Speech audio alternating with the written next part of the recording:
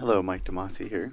I just wanted to briefly tell you guys about my new intense color set coming out here. Created this new color palette set basically to coincide with the portrait set that we previously did, which was obviously years ago.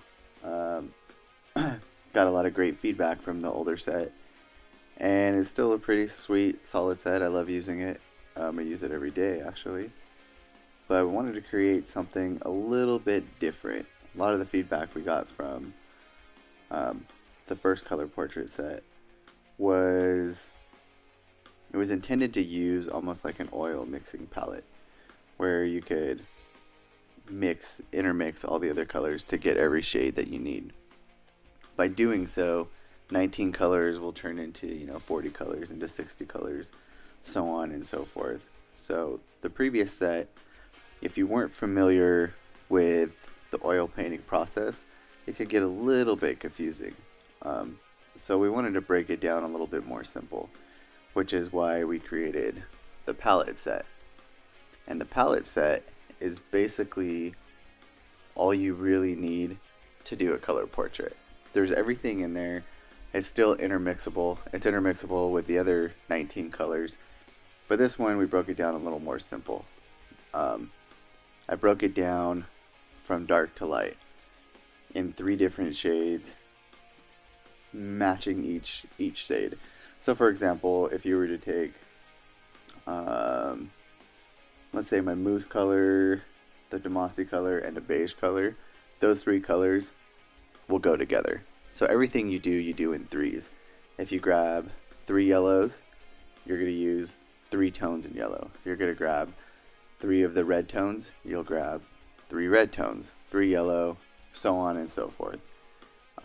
Also threw in a few other colors, like the lilac, which is a purple. Mainly threw the purple in there because if you look at people's base tones and textures, there's a lot of different hues in there. Definitely purples, there's greens, there's blues. But we have greens in the previous set. So I wanted to make sure we got some purple in there this time. And this purple, it's basically used more so as a like a varnish. If you're varnishing a painting, it's the finishing touches that go over everything that you've already saturated.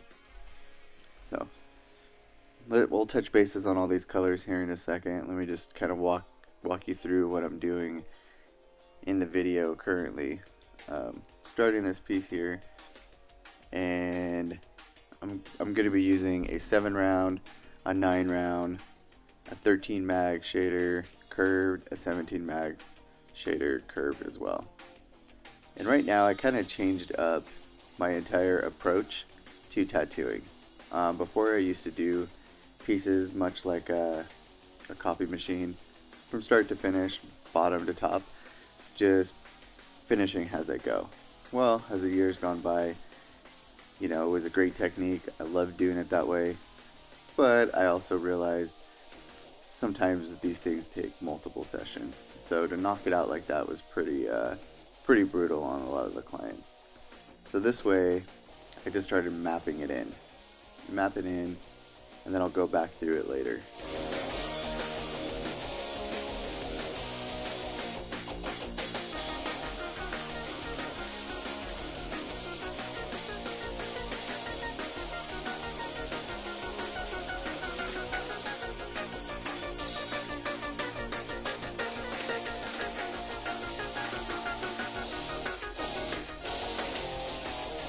So right now what I'm doing is I'm taking my 7 round and I'll go through the entire piece with my 7 round, shading everything, going back and forth just with the liner. As you can kind of see, I'm whipping through everything relatively fast. Just taking the liner and creating shades, shapes, and different values. The main point of doing it this way is basically I'm just going to start mapping in and blocking in shadows and also creating shapes and the direction that the tattoo is going to go in. So the reason I started doing this was it's a lot easier, honestly. It's a lot easier and it's a little more pleasing to the client. It doesn't hurt as bad, and you could relatively get stuff laid out pretty quick, and you can see the direction of the tattoo. Like right here, I'm just whipping through the hair really fast with my liner, building up shades, shapes, and values. It's actually really simple. A lot of people kind of trip out, like you're using a liner for all that. Yeah, definitely using a liner. It's a tool a lot of people don't use as effectively, but I love it. I mean, sometimes I just want to do the whole thing with a liner, but obviously that's it's a little unrealistic. But yeah, basically I'll map the whole thing in with a round. Right now I'll map it in with like a base tone or a black. So sometimes I'll do a black and gray under shading under my entire piece, but light enough that I could put color right over the top of it. This particular piece, I used a darker base tone. I grabbed my Mars color from the new set and basically just ran through the entire tattoo with that one tone. I'll dilute it a little bit with the color mixing solution from Intense, and basically kind of do it like I'm doing a black and gray piece, and just slowly start building it up. That way I can see where everything is gonna go. And another, like you can see in this picture right here, it's basically, like I said, like you're sketching it in there. I'm just going around, sketching all the ink where it's gonna go, taking the guesswork out of it. And doing it this way makes it a lot more pleasing on the client, because if they could sit here, I call it an elaborate outline. If they could sit here for the outline elaborately, then they come back and do the next session, and it's not as traumatizing to the skin. I mean, yes, a lot of people want to try to knock out some stuff in one session, but realistically, you know, most people could sit 4 or 5 hours and then they're pretty much done. This particular piece, I think I worked on it a little over 6 hours, but for the most part, we got 90% of it done. We might go and do one more session and just saturate things a little bit more, detail it out. But here, I'm all done with my mapping it in and outlining, and I'm just going to go through and start putting all my darker colors in there. Kind of working from the background to the foreground, so putting my darker tones, which right now I'm using black, usually Formula 23 black actually. Just go through and start building up. I'm taking my 13 mag and just going over everything I just did. It's important to know when you're building up like this, you kind of go at the same consistent hand speed. If you're going slow or packing stuff in, you're going to cause chewing up the skin a little bit easier.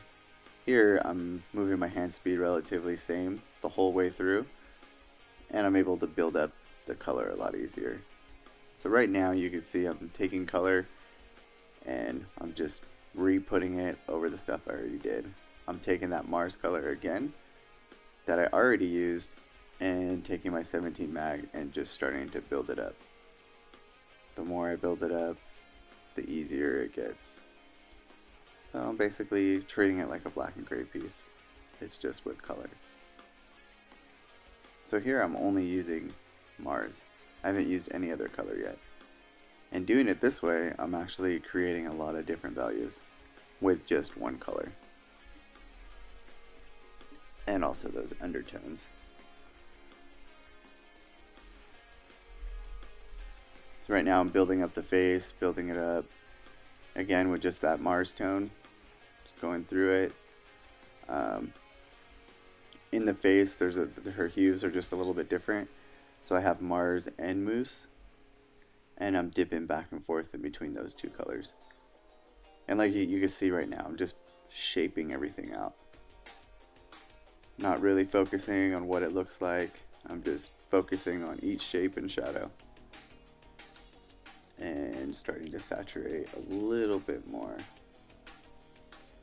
But as you can see, I know the video is sped up, but as you can see, I'm actually moving relatively fast. Finish mapping the face in. go through, start adding a little bit more darks. At this point, I'll actually start mixing some of my black, my Mars, and a moose color together, giving me another darker color. Just start laying it out. Now I'm just building it up even more. I'm taking my black and my moose, mixing the two, mixing the Mars, and just using those two colors, three colors, for mixing and creating more depth in the piece.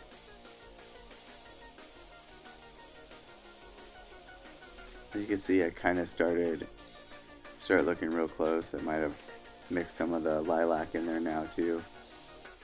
Just building it up. And you could do this relatively quick, just building it up, building it up, building it up. And it'll start to take shape over time. In comparison to how I used to do it, it was like I wanted to see the end results right away. I couldn't be more excited to get to the end and start putting highlights in, because that was the funnest part. But this way, it's a little easier on the clients. And if for some reason they needed to stop and they were hurting and they couldn't continue, I got everything laid out, I got everything mapped in, and it already looks like a cool tattoo. So they leave, you know, feeling like they accomplished something and it wasn't just a bunch of lines, or, you know, I finished just her chest and then come back and I'll put her head on later. You know, somebody has to walk around with 6 months with a headless woman. I mean, I've done it before, but, you know, it's kind of hard to tell the client, you know, they gotta walk around with a headless piece for a while. So right now, in this video, I'm starting to build it up even more. I'm starting to use my smoothie color, some pumpkin, some tea, also some nude, which is a really awesome color just for mixing. And it also, you can just put it straight in there and it's not going to be a big deal. It goes in really smooth. So here I am just building up the color and saturating it a lot more. Keep in mind I'm mixing through all the colors I previously talked about. The Mars, the moose, and the black. Now I'm intermixing them all together. So now I'm dipping into the nude, from the moose into the nude, and I'm creating another value. And I'm just kind of randomly putting it where it needs to go. Kind of all over the place. I'm building it up like a painting. So now you can see like my skin tones are starting to change, starting to take shape a little bit more. Constantly just building it up with my 17 mag. Just working my way through the face, back and forth. Trying to put the same colors in every area of the tattoo. I'm kind of a stickler about that. If you're familiar with some of my work, it's what I do. So like if you see purple in the very bottom of the piece, you'll see purple throughout the entire tattoo. It's a rule of thirds is what I call it, and it's more appealing to the eye. So if I make the eyes, let's just say green for example, you're also going to see green throughout that entire tattoo. If I only put green just in the eyes and nowhere else, it's just going to stand out way too much. So here I am now using my goldfish color mixed in with the nude and just slowly building it up. Now I'm doing the same technique that we talked about earlier. I'm just building up the lips with that round, taking my Mars color and my black and just building up the lips. And by doing it this way, it's easy to see it take shape right away. You're kind of taking the guesswork out of the piece. And I'll slowly start building up the Mars some more, mixing Mars and smoothie together also with the nude, and it's going to create almost like a nice little red color here. I'm doing the same thing for the band-aids on her face.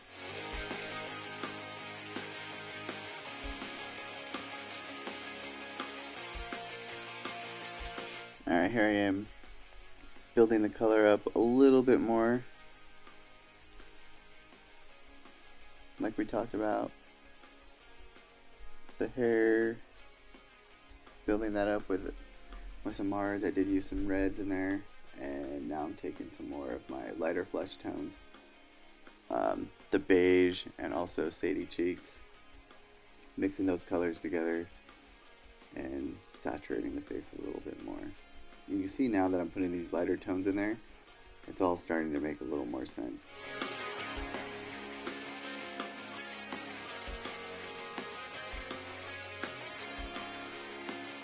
Now I'm grabbing the lilac and starting to put it in the highlighted areas. I have some periwinkle out. I'm mixing periwinkle and lilac together to get this really nice shade of blue. Now I'm kind of putting some white highlights in here and there. I'm kind of putting them in really, really rough. Just kind of sculpting the lines in again with my liner. But now I'm just doing it with white. And I basically do this just to put one layer down. That way I could go right back over it and it'll be a lot more solid. I'm actually using one of the newer colors from my set. It's called Yeti. It's white, but it has a very, very solid blue base, which actually makes the white appear brighter. And it's also great for mixing in with my other tones. As you see here, I'm just kind of sculpting in the white back and forth, back and forth. Taking my 17 mag and just really roughing it all in there. Yeah, so right here I'm still just putting the white back in there. Like I was saying, using the Yeti is a great blending color. As you can see here, I'm going over a lot of the stuff that I already previously laid down. Kind of mixing right over the top of the tones that I previously laid. So like the beige and the base and the Mars, all the colors that I put underneath there are gonna act, how do you explain it? Act like a foundation for the lighter colors that I'm putting over the top. So by doing it this way, it's going to be a more solid transition from color to color and just blend everything in smoothly. Kind of like if you're familiar with like a color pencil drawing, a lot of times people will use like a colorless blender and whatnot to smooth everything out. Well, it's pretty much what I'm doing. I'm taking these lighter tones and I'm just smoothing everything out. The more I go over it, the smoother it becomes. The more saturated it becomes. Right here you can see I have a paper towel over the top of her face, and what that does, I soaked it with Intense Cleanse. I'm not sure if you're too familiar with it, but a lot of times I'll soak it with some cleanse, lay it on the face, and it just pulls the color right out. You can see right now like her face is looking pretty solid. There's not a lot of irritation or redness around it, and I have a lot of those lighter colors in there. And that's basically because of the cleanse. It calms the skin down so fast that I'm able to see what I need to put in there because it's less irritated. So I'll often do that throughout the tattoo. I also use it through the entire tattoo, kind of like in replace of my green soap. I'll use the foamer, or I will dip it into a rinse cup with a paper towel full of cleanse and just start using it that way.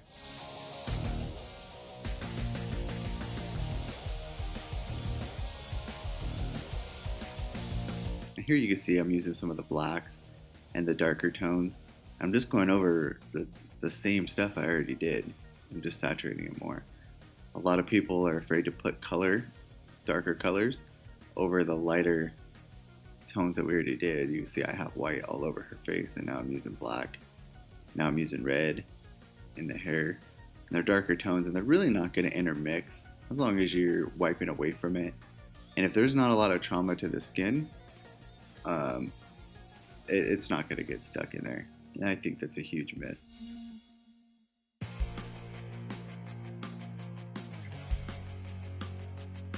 Now I'm taking my orange colors and starting to put a lot of the orange bases in there. And you can kind of see I'll take the orange, and like I was telling you earlier, I kind of just spread it through the entire tattoo, um, creating that rule of thirds. If you were to separate the piece into 3 pieces, into thirds, there'll be a color from every part of that palette in each one of those.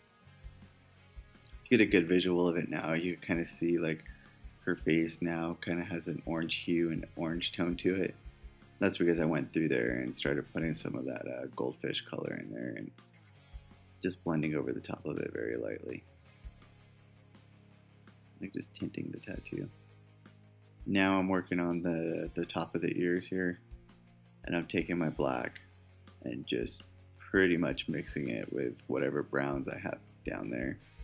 And at this point, a lot of the colors are mixed up so much that I'm getting a nice brown tone just from intermixing all the colors together. So there's no real, I poured this brown out of the bottle and this is what I'm using. It's basically, I created a brown from the colors that I muddied up. And it just looked cool, so I was like, I gotta use this. Here I'm using some platinum.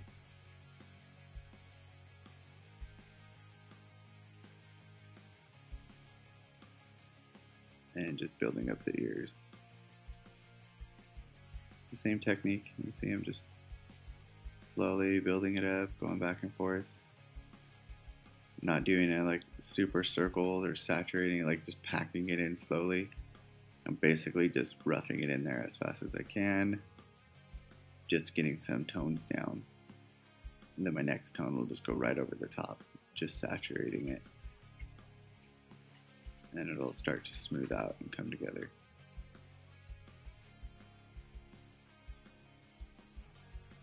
Using some of the beige and the lighter flesh tones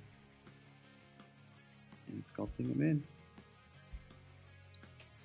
But this was the main reason for the ink set, was basically you could break it down. You could do a portrait with 3 base tones, 3 tones for everything. I mean, break it down as simple as possible.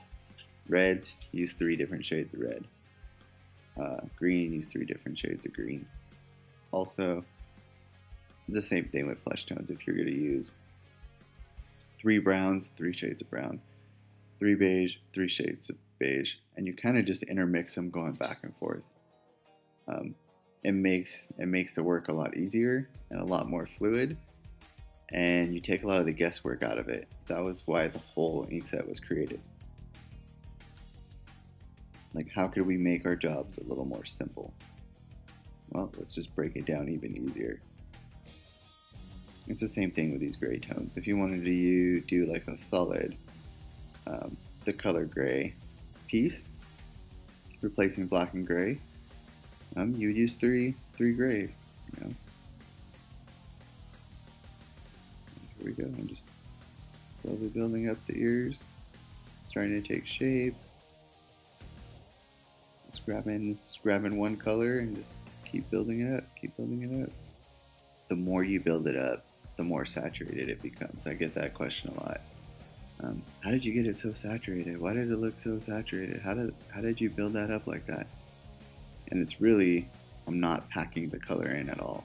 I'm just treating it like a black and gray piece. You know, black and gray, you build it up until you get it where you want it to be, and then you're done. I'm pretty much doing the same thing, I'm just doing it with color. So you can see here, the lighter colors, I'm just going straight over it. If I want it to be blended in a little bit more, I could just go right over those darker blacks and browns and start fading it out.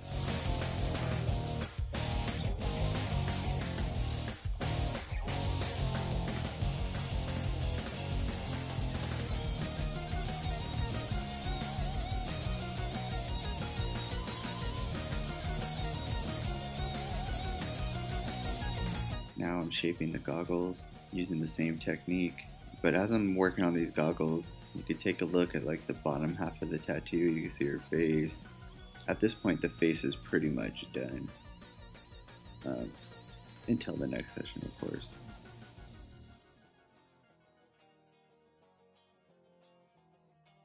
Here I am putting the white in the goggles, packing it in there with a liner again, just going really quick, and then I'll move on to the next side, pack that in, let the skin calm down, and then I'll go back over it again with more white. And that's how you get the white to stay looking white. I don't ever try to pack in white. It doesn't ever work. You know, it gets all muddy, it gets all bloody, and you really can't see what you're doing anymore. So by doing it this way, you can see I'm putting white in the eyes and in her underbrow. I'm just doing it all with a liner and I'm going really fast, but that white is sticking really well to every piece of her face because the skin is open and it's ready to receive it. So I couldn't put this white in there the way I'm doing now if I didn't have all the other tones in there and all the other pigments laid down. White, I believe, responds best once the skin is already almost to full saturation. You know, if you use it as a blending tool, it works great. If you use it as a highlight tool, it works great.